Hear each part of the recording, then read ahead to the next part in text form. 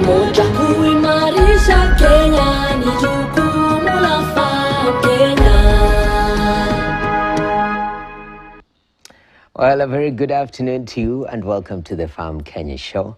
I'm Noah Kipkemboi, and today we are talking matter scale. When you talk about agriculture, most of us envision large tracts of land because we are mass producing for the growing population, 50 million plus Kenyans, and we're talking about food insecurity. So when we think about solutions, it's actually large scale of sorts, you know, in line with our problems. But there is a different narrative. You can go small, but go on maximizing production and quality. And specifically, this has been well tested when it comes to you growing your own food. At the back of your kitchen there, you can put up a garden. We call it kitchen garden, and we call you a kitchen gardener, and that is called kitchen gardening. Question is, can it be done different in a manner that will be more productive and in a way that it will be able to marry into the larger vision of eradicating hunger in the country, but making us food secure at large, and even whether you can consider commercialization of this small space? Well, today we have Joash Njani, who is an agricultural expert, and he joins us on the show. I mean, it's quite interesting because you have a very interesting background. Israeli trained, you know, and came back into the country. But just to lay the foundation expectation before we go to news, what should we be expecting? What do you think will sort of make us realize one thing that we don't know about kitchen gardening from the conversation that we're going to have? Yeah, I think one thing that I'm supposed to expect now on the practical side, not on the theoretical side, is a unit production of vegetables, simply crops on a small scale, and then maximizing a lot on production. That is one thing that is supposed to be expected, just based on now the experience that I've gotten and also learned from the field. Yeah, specifically now from the Israeli technology. All right. Sure. Looking forward to that particular conversation. But now, let's take a look at agri-news.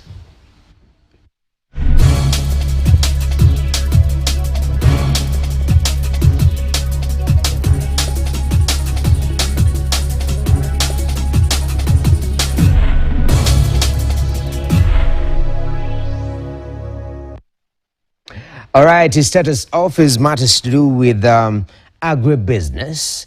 And small and medium enterprises are the heartbeat of Kenya's economy, contributing around 40% to GDP and creating over 85% of new jobs. But in recent years, actually, they have faced tough headwinds like high taxation and limited affordable credit. The agriculture sector, a key pillar, and we understand this for many agri-based SMEs, saw growth slow to about 4.6% in 2024, down from stronger years before. Yet amid these challenges, entrepreneurs are innovating agribusiness value chains to break even and thrive. Our reporter, Levis Musumba, brings us this particular story. For 5 years, Beryl Akoud has run a successful cereal retail business, sourcing grains directly from local farmers. The business has not been quite so good, but we've been managing all it through. SMEs drive around 40% of Kenya's GDP, but the 2025 KNBS economic survey shows agriculture growth fell to 4.4% in 2024, down from 7.1% in 2023, adding even more pressure on the agri-based business. When you want to get loans from banks, they need collateral. But for us women, most of us, we don't have collateral. That is also a challenge.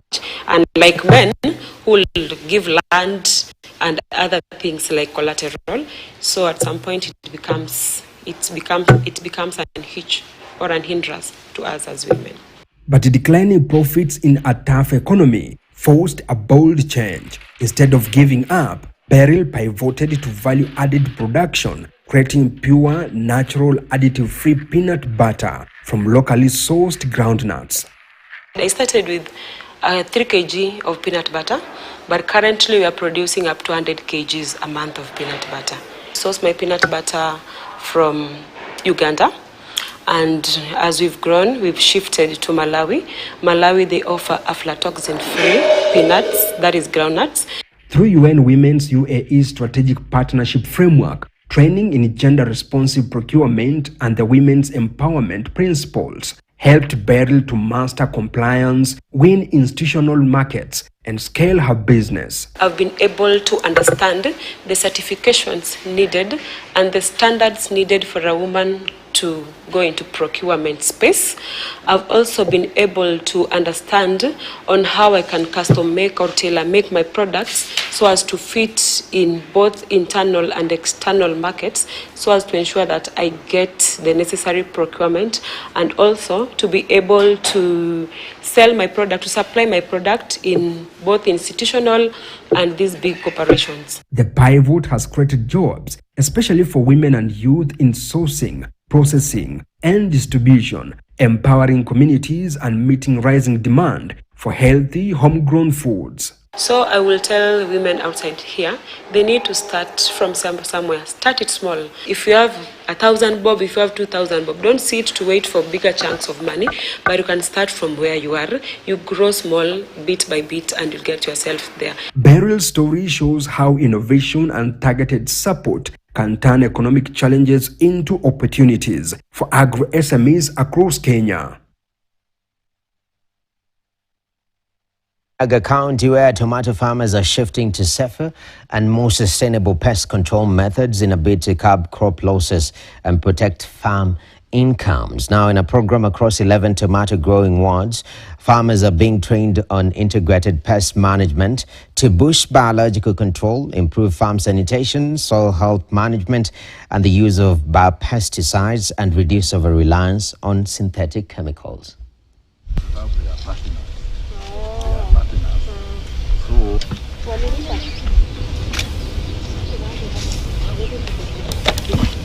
Vile tunatumia madawa yengine ya conventional inakuwa bei juu, maana inadhuru afya zetu, na kuhifadhi afya zetu inakuwa gharama kubwa. Na kama vile tunaona siku hizi kama kila mboma iko na magonjwa ya lifestyle ambayo inatokana na ile chakula ambao tunatumia. We are basically training farmers on how not to use the synthetic chemicals on the tomato farming. Synthetic farming has been a major problem within the Kirinyaga County, where farmers maybe they use excess agrochemicals when they are doing their farm, but it has been a program within the county to make sure that all food that is coming from Kirinyaga is safe. With annual production rising significantly in recent years, the county government actively supports farmers by promoting high-yield varieties, providing capacity building, and establishing markets. These efforts have increased production of tomatoes from 46,000 tons in 2017 to 116,000 metric tons currently. And now from Kirinyaga, let's head to Kitui, where in a move to break the cycle of failed harvest, Kitui County is pivoting away from rain-fed agriculture. To back this mandate, the county ministry has launched a distribution program targeting the most resilient value chains in the region: gala goats, poultry, and apiculture. Huku mvua yetu ni chache. Tunaambia wakulima kuna ukulima unaitwa alternative farming, irrigated agriculture. Tunafanya ukulima inaitwa ya nyuki, ukulima ya mbuzi, ukulima ya nyuki. Hii inafanya vizuri kwetu. Na sisi tunatarajia hii program tunafanya ni county mzima, kila sub county. Na tunatarajia tutaweza kupatiana zaidi ya mbuzi 10,000, zaidi ya mizinga 10,000 na kuku mingi zaidi ya 20,000.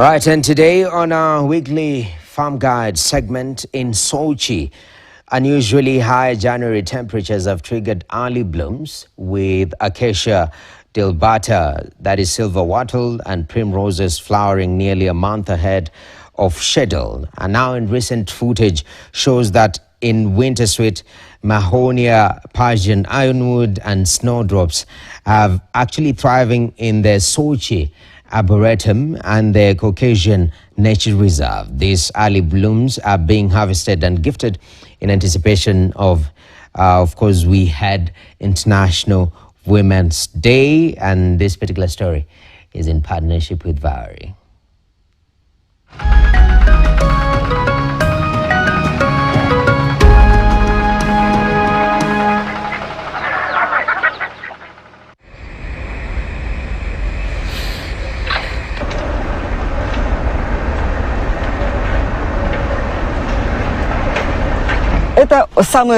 This is the earliest flowering period in the last 15 years because Acacia dilbata usually blooms in February or early March.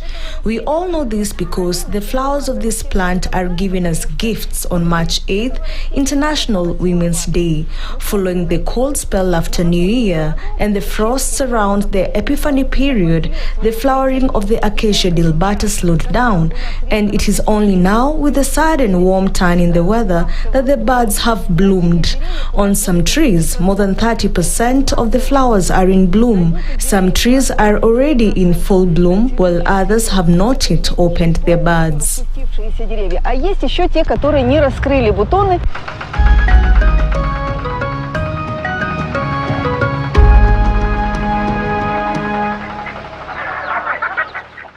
All right, that's been Agri-News and also the Farm Guide segment right there. Quite interesting. But today we're discussing the issue of kitchen garden innovation. And in studio we have Josh Njani, who's an agricultural expert and very passionate about kitchen gardening. Maybe to lay the foundation. In school you studied agriculture? Was that the major in campus? Yeah, that is my major. Mm-hmm. But specifically horticulture.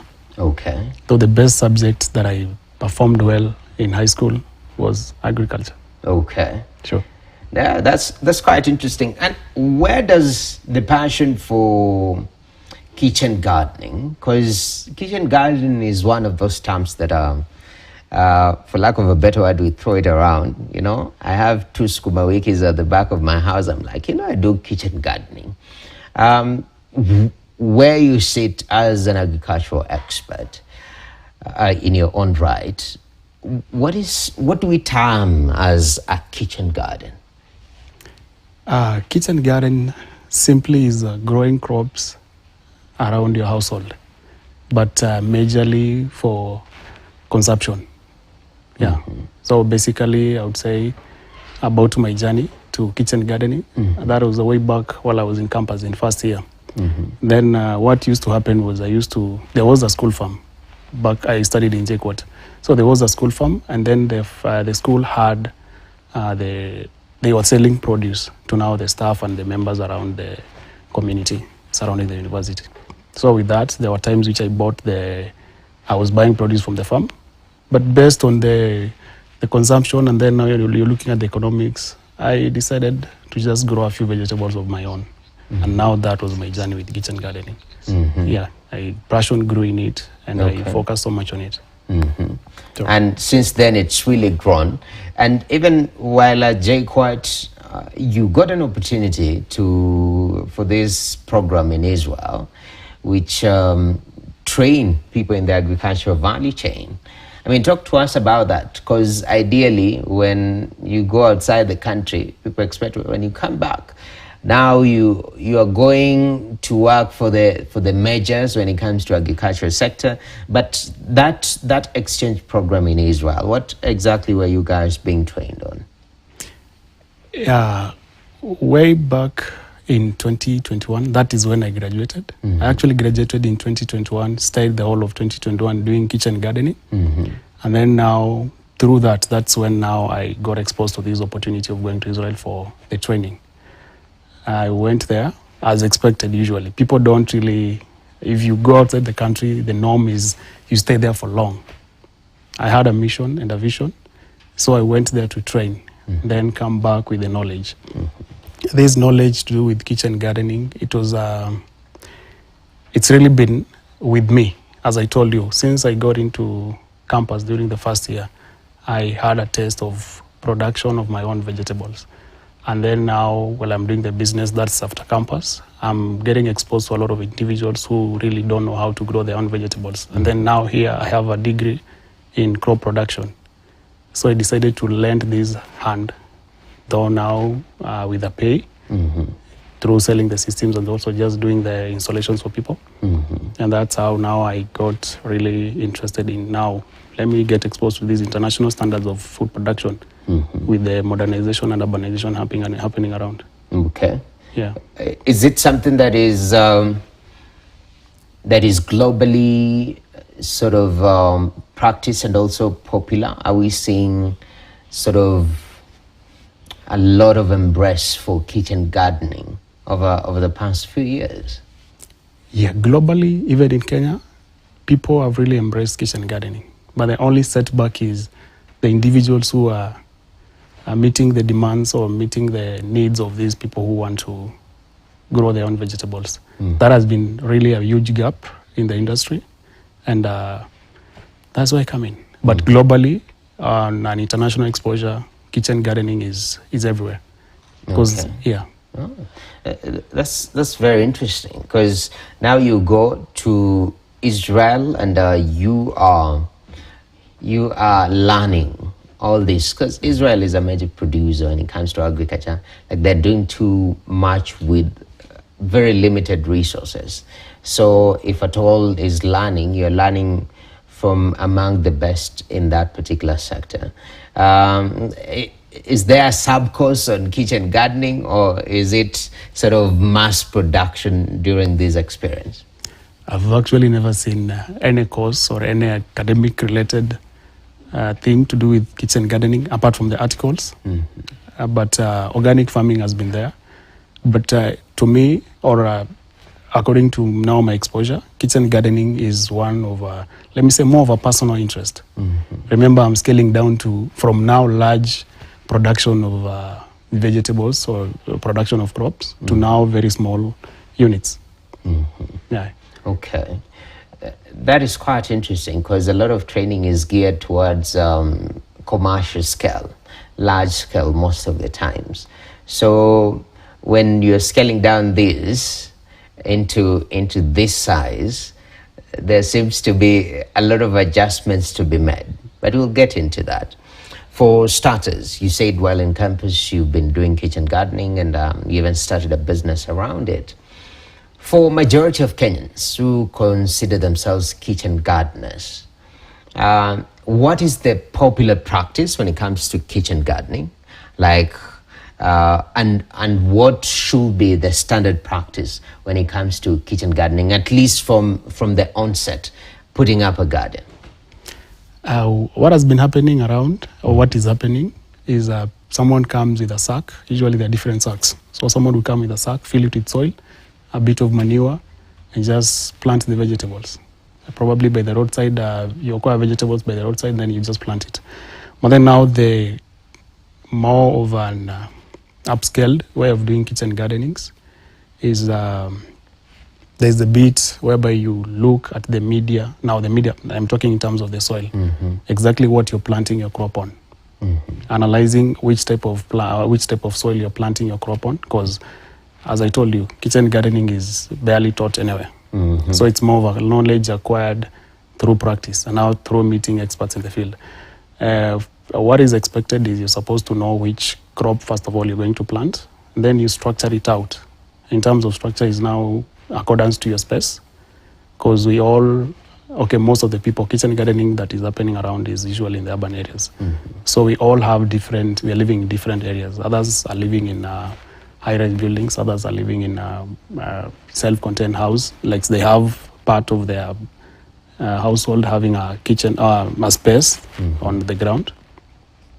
So basically depending on where you're living, that helps you structure down to the kind of kitchen garden which you're having. Because I might go to a high-rise building where I don't need soil to grow the crops. I only need a different media because there are different medias to be grown. And then now there are individuals who just have soil on the ground, which basically that's what they're going to use. And then the other ones, as I told you, are just planting soil, are putting soil on the sacks. Majorly, it depends with where the structure of where you're living. Okay. Yeah. That's quite interesting. So, first of all, what I'm getting from this is that kitchen gardening is quite accommodative. It can be formatted. It fits into different models. Is that one of the advantages and also one of the motivators why everyone at least should consider? You know, sometimes you look at the place where you're living, you're like, hey, but I don't have a quarter an acre behind on my backyard. Talk to me about, is that a factor that should really attract people? Any space works? Any space actually works. In reality, you only need, the most important thing that you need to grow vegetables is water. And then now light. If you're exposed to light, light, right now people could harvest light through the growth lights that have been introduced. But then now looking on the economics, growth lights is not really feasible. But light is one of the most important factors, and soil and water. That is, to me as an expert, basically that's the major thing that I need. About now the media, basically I don't really need soil. I only need something that can hold the roots of the plant. Nutrients can be supplied now through the water. Okay. Yeah, but kitchen gardening, basically, it's an easy thing to do. In Kenya, we are blessed. We have soil all around us, and most of our soils are are good for crop production. Okay. Yeah. Now, in comparison to where I got the training from in Israel.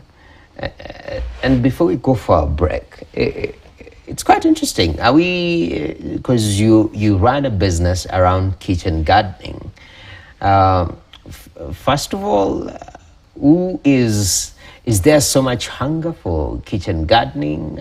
Is there a lot of inquiries coming in and asking, hey, I'm planning to put up skuma wiki or this, how can I go about it?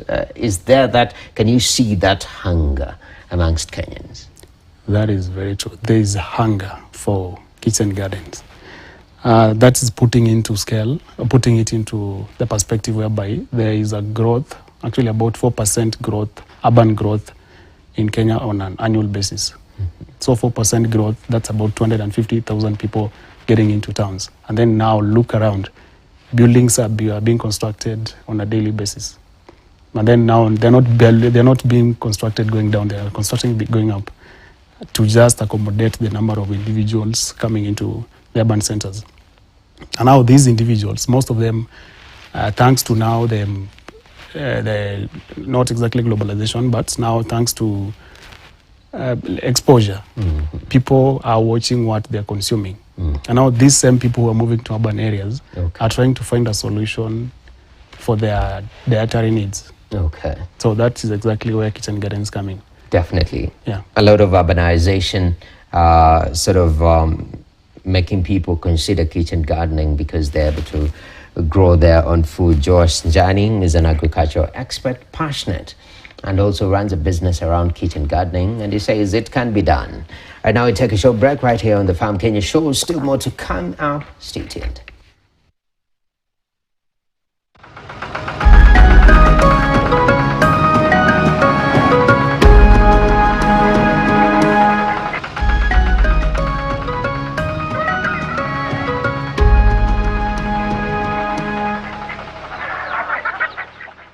Yeye alinunua ile maembe kubwa, ile ndogo inabaki kwa shamba, na hata ukichukua upeleke kwa soko unakuta soko ni very congested, iko na maembe mingi. Tukipata cold room, hii maembe yote ni kuweka kwa cold room ikae mpaka tupate market. Tukipata market sasa ndio tunatoa kwa cold room tunapeleka kwa soko, ama tupate mnunuaji ambaye anunua yote badala ya kuja kununua ile kubwa na ile ndogo inabaki.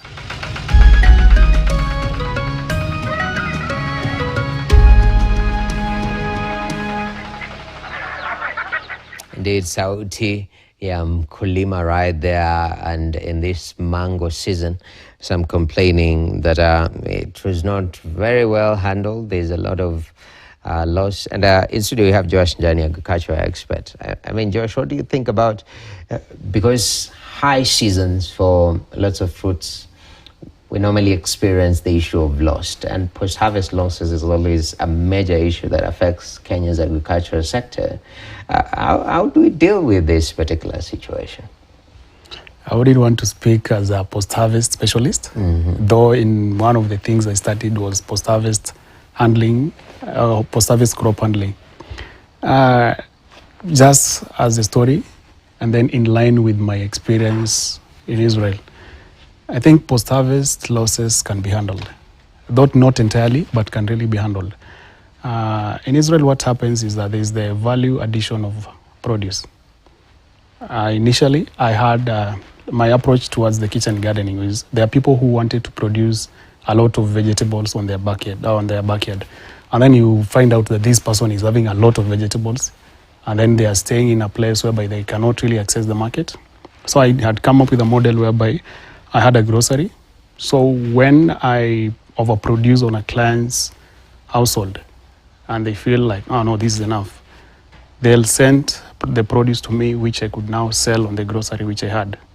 I also was acquiring mangoes from, is it Kitui? I can't remember the exact specific name, but it's some part of Kitui. I used to acquire mangoes because on that grocery I also had a juice vending business. Yeah. So for me, with experience in Israel, there is a lot of post-harvest, and there are a lot of value addition. Okay. Yeah, because every produce is value addition. You look even in the market right now, people are setting up their solar dryer systems. It's all about trying to save on the post-harvest loss. That's true. Makes a lot of sense. I mean, there is such a, for example, for mangoes now, you can consider juicing. There is drying, dry fruits, which stay way longer, which is quite interesting. That could be considered right there. But going back to kitchen gardening conversation, I mean, for starters, you want to come and start kitchen gardening. This is for somebody who's very much interested. You've told us before we took a break that you have to look at the space where you're operating from. And I'd like you to take us through the different spaces and maybe special requirements that somebody needs to have. Because I know if you have a piece of land, there's likelihood an issue of soil tests and whatnot. But if you're doing it from a balcony, there's the issue of where you're sourcing of soil from. So run us through the different scenarios that you've seen present themselves with this space for kitchen gardening. I mean, if I'm just starting off, what am I supposed to do? Yeah, that would definitely draw me to now when you're doing the business model, you have these target clients. And then you're looking around and seeing who is embracing the kitchen gardening a lot. According to the statistics that I had before, ladies were that group that really embraced kitchen gardening. And then now I'm looking towards now, if now there's the setup of this customer of mine. Yeah, most of them would be staying in, let me say, the places where, okay, let me see, in a balcony. Most of them would be staying in the high-rise building, but then with a balcony.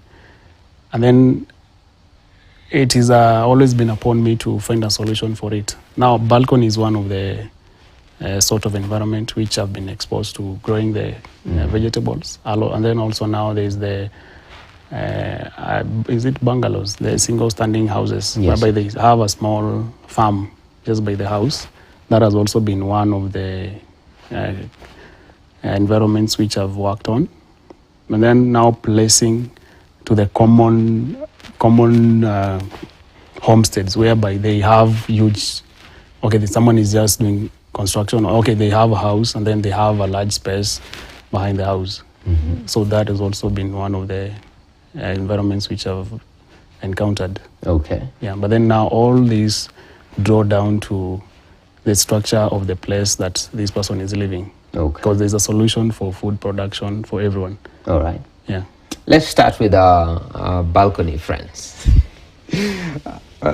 What are we doing now? Are we setting up structures? How does this look like? Are we trying to take soil from ground floor to 15th floor on that balcony? How are you going about setting up this kitchen garden in that setup? Yeah, according to my way of doing the kitchen garden is about sustainability. Okay. So when I'm doing the sustainability is I want to give you something that is going to serve you for a very long time. Mm-hmm. Yeah. And then now this thing is going to specifically, let me say, serve your needs. Going to now the balcony setup. I think you walked around at some place and then you find there are hanging flowers. Some people are, mostly I think it's, people are, majorly they are practicing, they are doing the ornamental kind of gardens. Mm-hmm. Yeah, but then now when you go down to the vegetable production, I've had systems known as the hydroponics, which basically I don't need a lot of soil, just small amount of soil. And then now these units are calculated or are not exactly manufactured, they are constructed in accordance to the size and space of the balcony that this client has. Yeah, because now, depending on the size of the balcony, that is what exactly instructs me on how I'm going to provide the solution for their gardens. But specifically, I would want to draw you away a little bit from soil, because soil is not the specific component that I use on the kitchen gardenings. Okay. Yeah. Okay. You use majorly you do hydroponic structures, or and not majorly hydroponic structures, because now when you're doing the vegetables, these are leafy vegetables, and then now we are looking at the cost effectiveness of these systems. Yeah, if I entirely do you a hydroponic setup, definitely it's going to be very expensive. And then now we are looking who is consuming these vegetables. You could find it's a two household kind of setup, 2 people household kind of setup. And now it's all about having media that can hold nutrients for me. Yeah, if I draw you to hydroponics, it's not the most effective. For me, it has not really been the most effective and the most sustainable way of growing kitchen gardens. Okay. Yeah, there's a place where I just use compost. Now there are the leaves that are, I want to say, rotten, and then they produce manure. They produce the organic fertilizer, which I could basically grow crops in it, or use pumice, use cocoa peat. Yeah. Oh, so there are quite a number of a variety of alternatives that you sort of explore. So moving away a bit from soil, that is one. I've seen the element of putting up structures. That's another aspect, especially if you are located, you're somewhere on the balcony. What other considerations do you have for people with balconies and they want to do kitchen gardening? There's the containerized, I would want to say wooden containerized gardening, whereby you just have the smallest I've done is a 1 meter by around 30 centimeter, 0.3 centimeter trough that you could just grow vegetables. That's a very small unit that you can just hang it on the balcony metal. Thanks to the construction industry, whereby I can easily dictate the type of balconies and the type of metal that they're using. So it's easy for me to just attach the wooden container on it. And then now there's a containerized is basically the plastic kitchen gardens. The plastic containers that we can buy from shops and everything. You just plant the vegetables inside. But now, what are you feeding the vegetables? That is just the important thing. That's the most important thing. Yeah. And we'll come to the nutritional bit of it. For those who have a small piece of land, on this show we are huge advocates of doing soil tests and whatnot. Somebody's like, I'm just growing a few vegetables for me to consume. Now you're starting to take me to the lab to do a soil test. Talk to me about how you go about helping these individuals set up a kitchen garden if they have a small piece of land. Usually the most important thing in that setup, let me say now your compound that you're having, I'll need to know the soil that you're having and also the health status of the soil, because that is going to dictate to me the condition, the type of crops which I'm going to plant there. And also it's going to dictate me on the nutrients that I'm supposed to probably supplement to that soil. Or at the end of the day, okay, sometimes you'll have to probably even remove the whole soil because it's diseased. But majorly it's more of knowing the conditions of the soil. Yeah, in as much as people would want to just tell you to apply the organic fertilizer, do composting and add it to the soil. But it's really good for you to know the conditions of the soil which you're operating on. For me personally, I have my media prepared before coming to the client. That is now on a small scale. I'll have my media come with it, which I'm sure that is a good media for the crops. Okay. Yeah. Oh, that's very interesting. So soil preparation are very, very important. If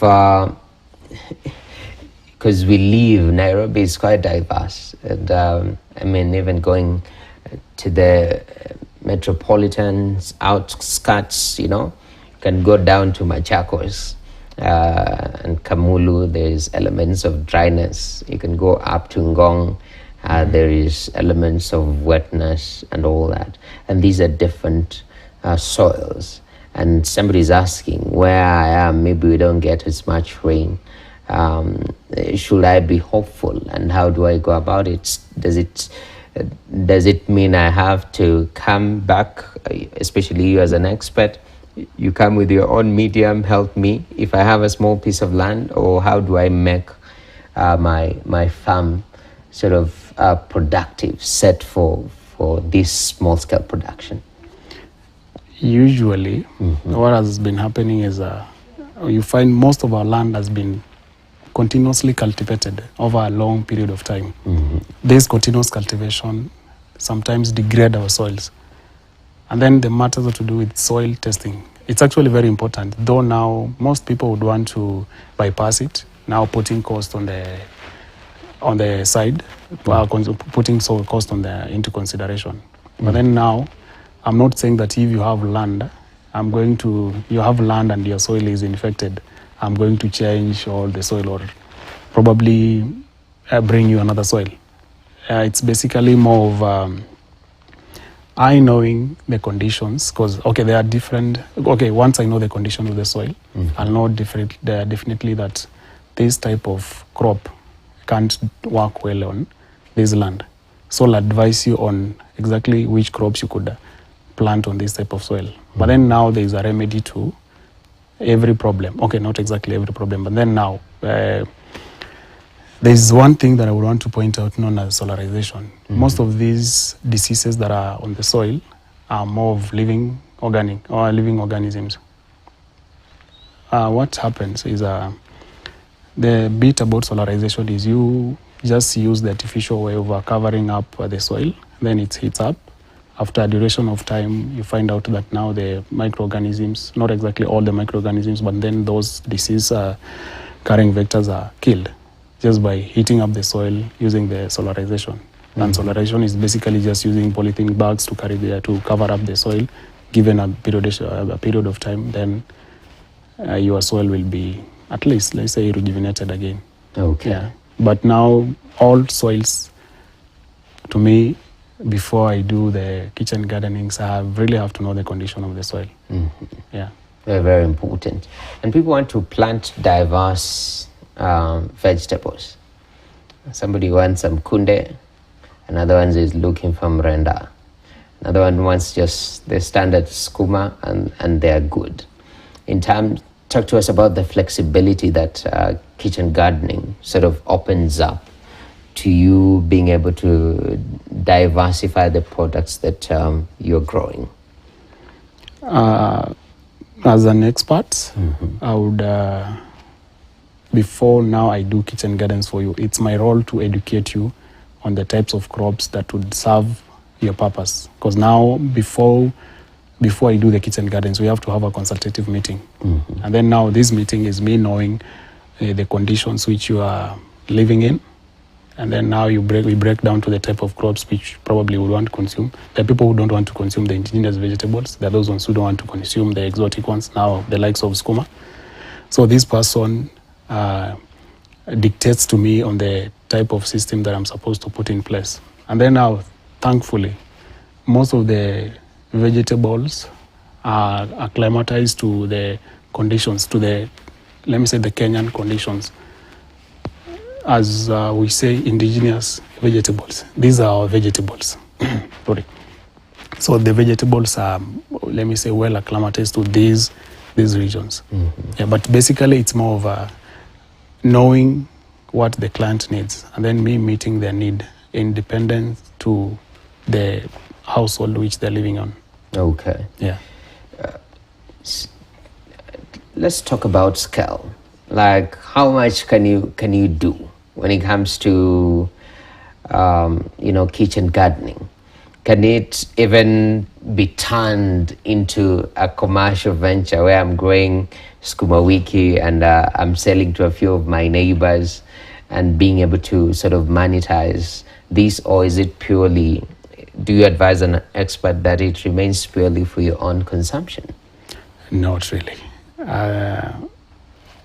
Scale, it's possible for you to have about 50 plants in a square meter. But then this entirely depends on the type of crop which you're planting. Let's do, for example, you're doing onions or you're doing danias, the coriander. They occupy a large, not exactly a large, but when you're doing the plant population, it's very large in a 1 meter square piece of area. Mm-hmm. And then now when you want to commercialize, it's going to be easy for you to commercialize these crops that are dense, once planted in a small area. And then it's easy for you to just, let me say, depending on the space that which you're having, a small 1 meter square can produce a lot of danias considered, comparing it to sukuma wiki. What am I saying? If you want really to do kitchen gardening for commercialization purposes, it entirely depends on the crop, because not every crop can be commercialized. Okay. Yeah. You can also grow things like strawberries. Strawberries can easily be commercialized. Okay. Because it's a small fruit on a small area and then large production. So where is demand coming from? Is it people who not only want to consume, but they're thinking in the future if it is something that can be commercialized, or majority of your clients all about, you set up something for me that I'll be able to grow my own vegetables for my own personal consumption? And the demand is coming from just people who want to observe what they're eating. Okay. Yeah, because it's basically people observing on what they're eating. They want to have a keen interest and observation on what they're eating. Mm-hmm. That has been my key area of, let's say, a lot of demand has been coming from such individuals. Mm-hmm. Yeah, look around. Yeah, we talk about the lifestyle diseases. The doctors will tell you most of them draw it from what you're consuming. Mm-hmm. So that's how I would say demand is coming from. Okay. But majorly different individuals. Mm-hmm. Yeah. Actually, you're normally told that you are what you eat, at the end of the day. And definitely post-COVID, there's been that concerted effort by a lot of people, because COVID sort of exposed how critical our health is. Especially if you've been taking care of yourself, there's a likelihood that your system will be able to protect you better. And I'm glad we've moved towards that direction. Now, I'm thinking in regards to a proper balance, what you would advise, because sometimes a client wants something, but they can achieve better based on the advice that you're giving them. What new vegetables are we seeing other than from the traditional ones? What are we seeing people embrace sort of to diversify and even grow more nutritious products within the kitchen garden world? Are there trends within the kitchen garden world in terms of the nature of crops that we are growing in this space? From my exposure. There are people who consume salad. People are watching their weight, people are watching what they're eating. So you would find the health practitioners telling you to eat a lot of vegetables, and then now these vegetables you have to exactly know where they're coming from. But then I would want to draw down to salad.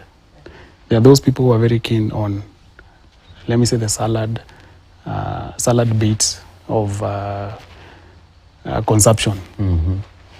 If you want to just be consuming salad on a daily basis, it's very possible, because now observing on what entirely makes up a salad, different salads definitely.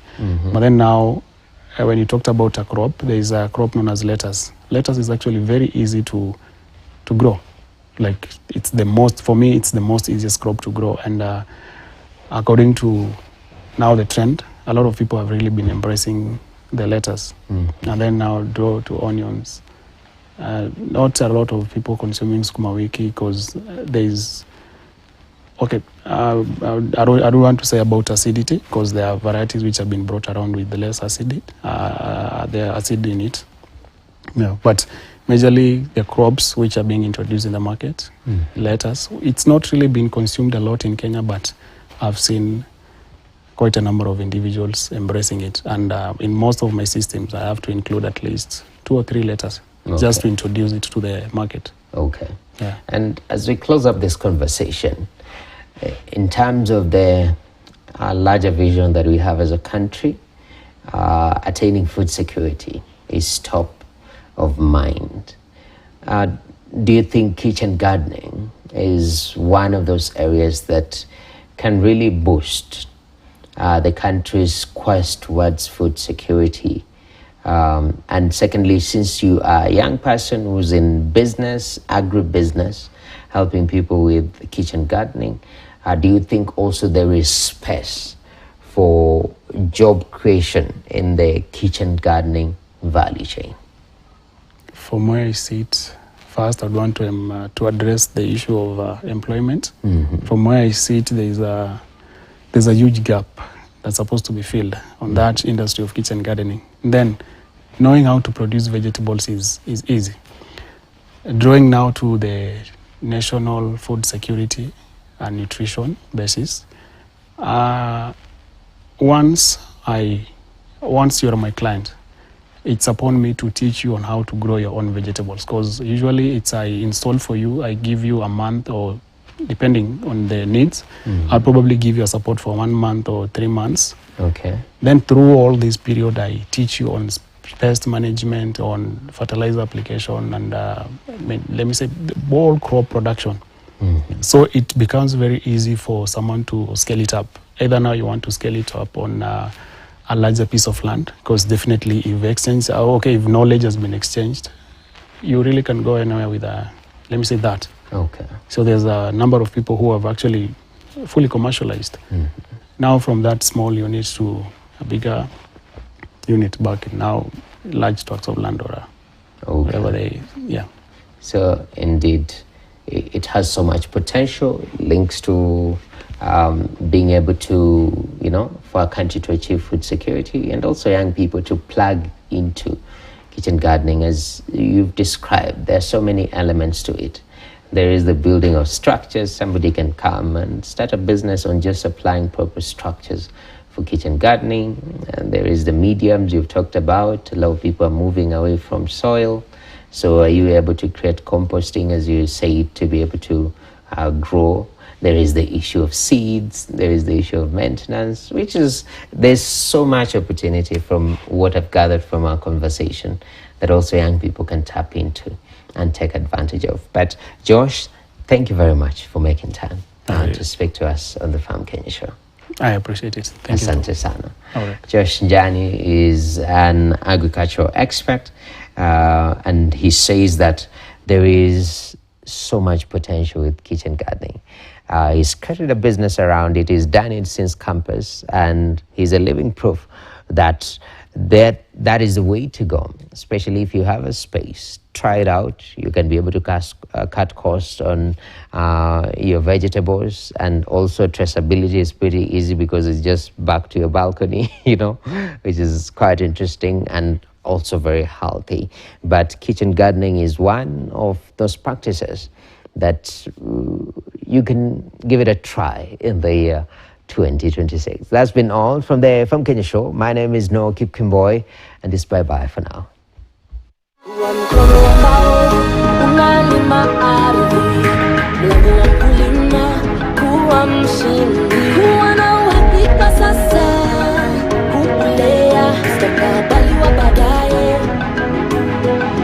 Tufanye kazi pamoja na tukue pamoja kuimarisha Kenya.